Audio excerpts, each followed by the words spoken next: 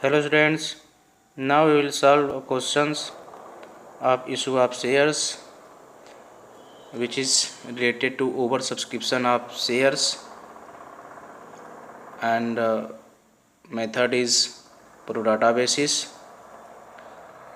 Our question is X Limited invited application for 20,000 shares of rupees 10 each and payable as follows: rupees 3 on application, rupees 2 on allotment and rupees 2.50 rupees on first call and rupees 2.50 on second call. Public applied for 30,000 shares and the allotment were made as under to applicant for 8,000 shares to full and to applicant for 16,000 shares to 12,000 shares only, to applicant for 6,000 shares nil, and all money were duly received.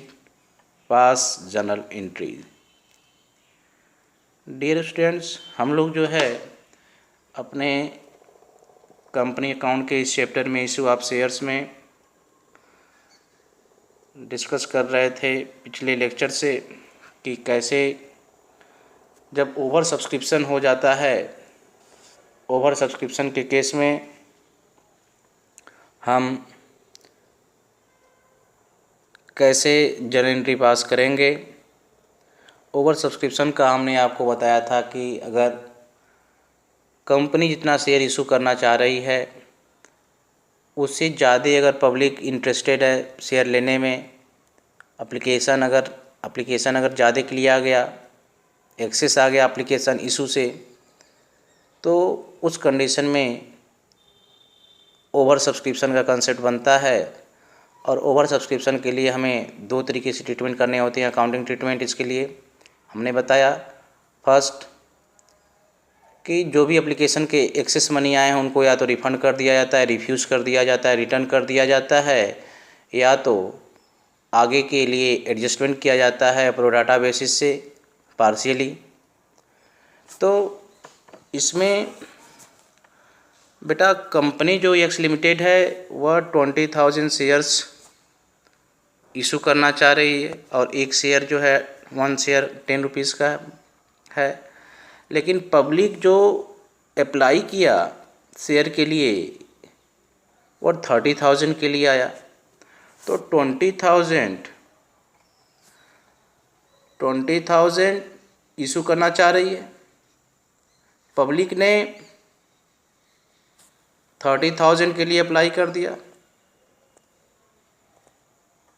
30,000 के लिए apply कर दिया। तो अब 10,000 का application के समय जो मनी रिसीव हुआ होगा कंपनी को, तो उसको क्या करेगा जी? उसके लिए दो ही केस होता है, या तो उसको वापस कर दे, रिटर्न कर दे, या तो उसको जो है यूज़ करे आगे के लिए।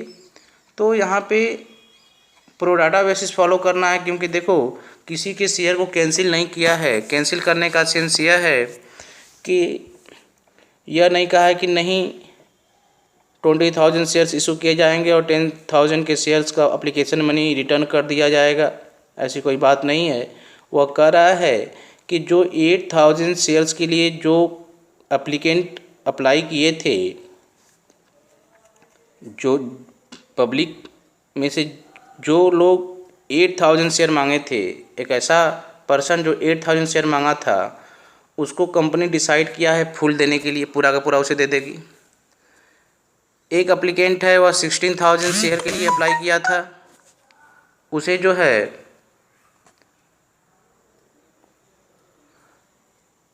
12,000 शेयर केवल कंपनी दे रही है। 16,000 के लिए उसने अप्लाई किया था, एप्लीकेशन दिया था, उसको केवल 12,000 शेयर्स दिए जा रहे हैं। और जो एक एप्लीकेंट ऐसा है जो 6,000 शेयर के लिए अप्लाई किया था लेकिन उसे कुछ भी नहीं दिया गया, तो इसके पैसे को तो वापस करना होगा, रिटर्न करना होगा। लेकिन जो 16,000 के लिए जो एप्लीकेंट अप्लाई किए थे उनको केवल 12,000 शेयर्स मिल रहे हैं, तो 4,000 शेयर पे जो उसका एप्लीकेशन मनी रिसीव हुआ है कंपनी को, वह पैसा कंपनी जब इनसे इस एप्लीकेंट से जब आगे की कॉल करेगी, जब अलॉटमेंट होगा तब वहाँ पे एडजस्ट किए जाएंगे। अलॉटमेंट का पैसा जब मांगा जाएगा तो, और फिर अगर एडजस्ट हो जाते हैं अलॉटमेंट के सभी पैसे तो ठीक है, नहीं अगर फिर भी अगर कुछ बचे हैं तो उनको हम फर्दर एडजस्ट करेंगे। तो आओ हम देखते हैं जनरल एंट्री क्या बनेगी इसके लिए। तो सबसे पहले फर्स्ट एंट्री क्या करते हैं आप? फर्स्ट एंट्री हम करते हैं एप्लीकेशन मनी रिसीव होने के लिए। तो एप्लीकेशन के समय रिसीव हुआ पैसा, तो एप्लीकेशन मनी कितने से रिसीव हो रही है? 2 रुपीज़ से, 3 रुपीज़ से। देखो 3 रुपीज़ एप्लीकेशन मनी है।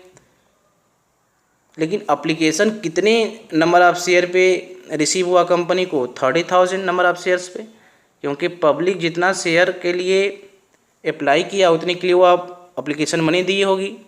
तो कंपनी के बैंक अकाउंट में कितना अमाउंट आएगा जी? 90,000। तो क्या एंट्री बनेगी? एंट्री बनेगी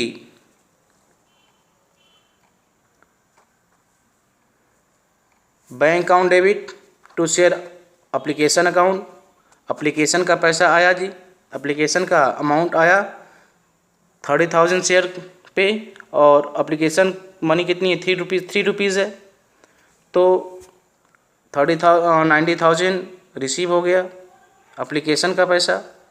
अब इस एप्लीकेशन के पैसे को कैपिटल अकाउंट में ट्रांसफ़र करती है कंपनी।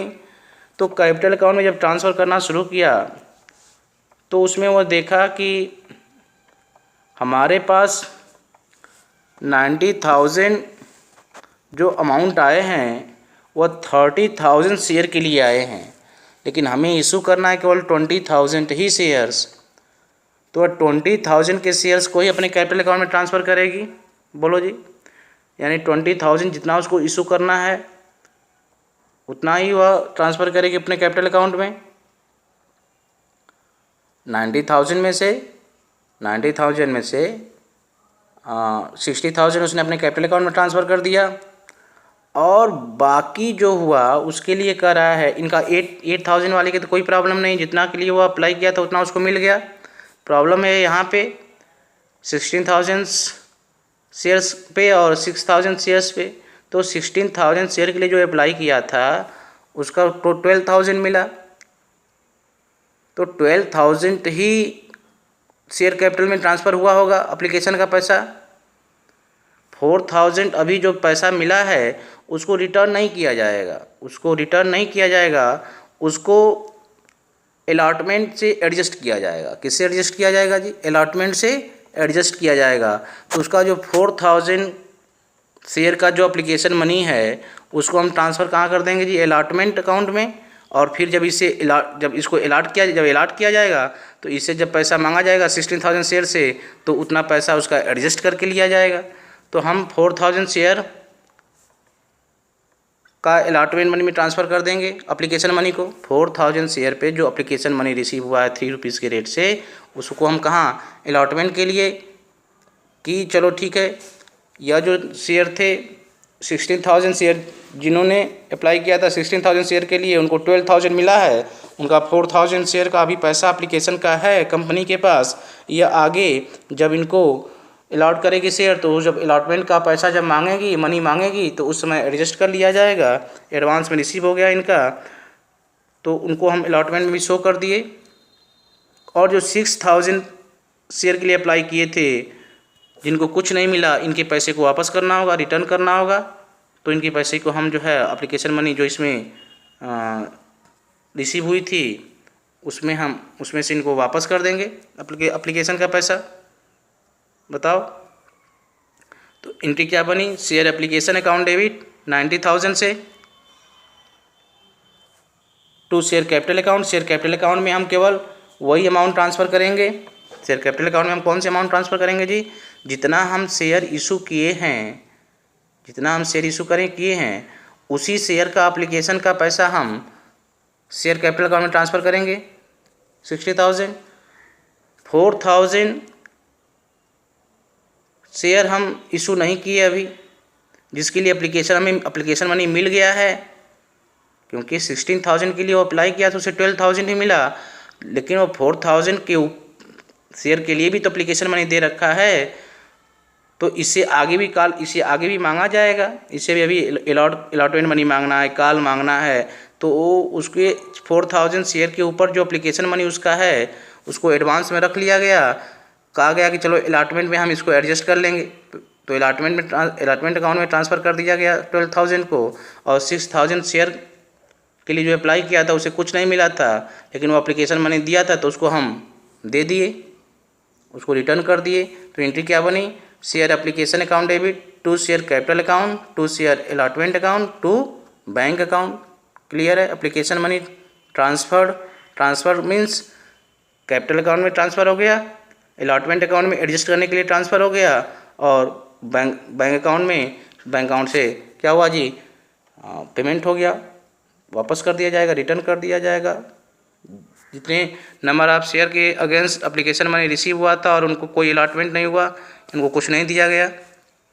अब बात आती है अलॉटमेंट की, तो अलॉटमेंट में क्या होगा जी, अलॉटमेंट किया जाएगा तो कितने नंबर ऑफ शेयर्स किए जाएंगे जी, 20,000 ही शेयर तो अब अलॉटमेंट किए जाएंगे, जितना कंपनी इशू करना चाह रही है। तो अलॉटमेंट का है कितना, अलॉटमेंट का मनी कितना है जी, अलॉटमेंट मनी 2 रुपीज़ है, तो 20,000 शेयर को अलॉट किया जाएगा, तब तो 2 रुपीज़ मांगा गया, तो डी हुआ कितने से जी, 40,000 से। Share allotment account debit to share capital account 40,000 20,000 के लिए पैसा मांग रहा है कि चलो हम 20,000 शेयर इशू किए हैं, और जिनको जिनको इशू किया गया है वह 2 रुपीज़ पर शेयर पे हमें दें। तो 20,000 वह इशू कर रहा है, तो उसको कितने के लिए डिमांड कर रहा है, मांग कितना रहा है, ड्यू कितनी हो रही है अमाउंट जी, 40,000। अब 40,000 के अगेंस्ट ध्यान देना, 40,000 के अगेंस्ट अमाउंट रिसीव जो हुआ वह कितना हुआ, करा है कि देखो 12,000 ऑलरेडी अलॉटमेंट का पैसा दे दिया गया है, क्योंकि एप्लीकेशन पे जो पैसा 4,000 शेयर का रिसीव हुआ था वह अलॉटमेंट पे एडजस्ट करने थे, तो वह तो अभी पड़ा हुआ ही है। 40,000 तुम मांग रहे हो तो पहले 12,000 इससे एडजस्ट कर लो, 12 से क्या करो, एडजस्ट करो, 12,000 ये है, 12,000 पहले एडजस्ट करो 40,000 में, बचा हुआ अमाउंट आपको दिया जाएगा, तो रिमेनिंग कितना हुआ, 28 हुआ, 28 इसको रिसीव होगा, तो bank account debit to share allotment account 28,000। Clear है। फिर उसके बाद कॉल किया जाएगा, अब नॉर्मल हो गया जी, पैसा एडजस्ट हो गया।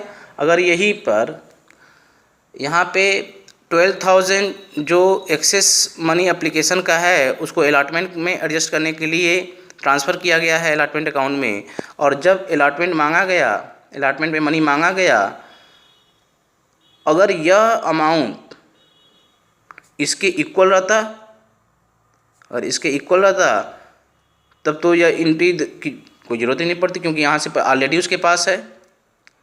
और अगर यह एक्सेस होता, यह अमाउंट, यह अगर 12,000 अगर यह ज़्यादा होता, एप्लीकेशन पे एक्सेस होता जो मनी, वह अलॉटमेंट पे मांगते समय से ज़्यादा होता, तब जितना ज़्यादा होता, जितना यहाँ तो रिसीव कर लेते, लेकिन जितना ज़्यादा होता अब उसे हम क्या करते, वापस करते, क्या करते जी, वापस करते। नहीं, फर्दर अगर कहता कि नहीं किसी कॉल पे एडजस्ट करना है तो फिर उस कॉल अकाउंट में हम ट्रांसफ़र करते, जैसे यहाँ पे अलॉटमेंट में ट्रांसफ़र किया गया है। देन ये तो हो गया, 12,000 यूज़ कर लिया गया, एडजस्ट कर लिया गया, और बाकी जो है पेमेंट कर दिया गया अलॉटमेंट के समय। पब्लिक ने, जो लोग सब्सक्राइब किए थे शेयर को, उसने पेमेंट कर दिया, पैसा रिसीव हो गया अलॉटमेंट मनी। फिर कॉल करेगा, तो कॉल कितने से किया जा रहा है जी, कॉल किया जा रहा है 2.50 से, और सेकेंड कॉल किया जा रहा है 2.50 से।